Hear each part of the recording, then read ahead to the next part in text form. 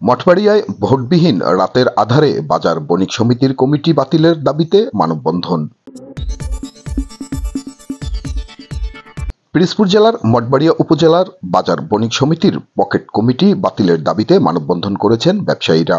22 ফেব্রুয়ারি সকাল 10:30টায় পৌরসভার সম্মুখ সড়কে ঘণ্টাব্যাপী মানববন্ধন ও প্রতিবাদ সভায় ব্যবসায়ী আবুল কালাম আজাদ ওরফে সাবু মিয়ার সভাপতিত্বে বক্তব্য রাখেন পৌর বিএনপির সভাপতি KM হুমায়ুন কবির, ব্যবসায়ী তুষার আহমেদ, সাবেক ছাত্রনেতা মাহবুবুল ইসলাম নান্না, উপজেলা যুব দলের আহ্বায়ক মোহাম্মদ মাসুম বিল্লাহ, ব্যবসায়িক রতন কর্মকার, জাকির খান, খলিলুর রহমান, সাবেক ছাত্রদল নেতা রিপন মুন্সি প্রমুখ।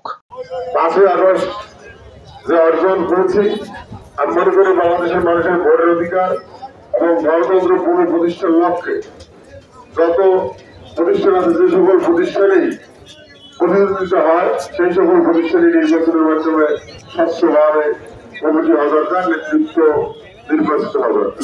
তারই অংশ হিসেবে আমরা এই 5ই আগস্টের পর অনেক ব্যবসায়ী যারা এই কমিটি দখল করেছিল তারা অনেকেই পালিয়ে গিয়েছেন।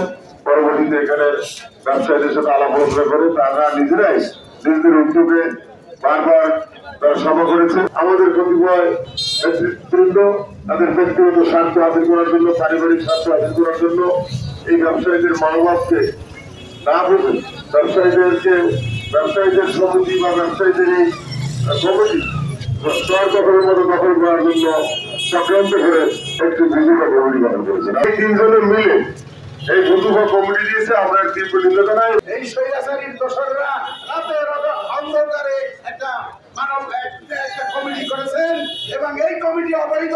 আমরা চাই সুন্দর, সুষ্ঠু, গণতান্ত্রিক হতে ভোটের মাধ্যমে একটা নির্বাচিত কমিটি হোক।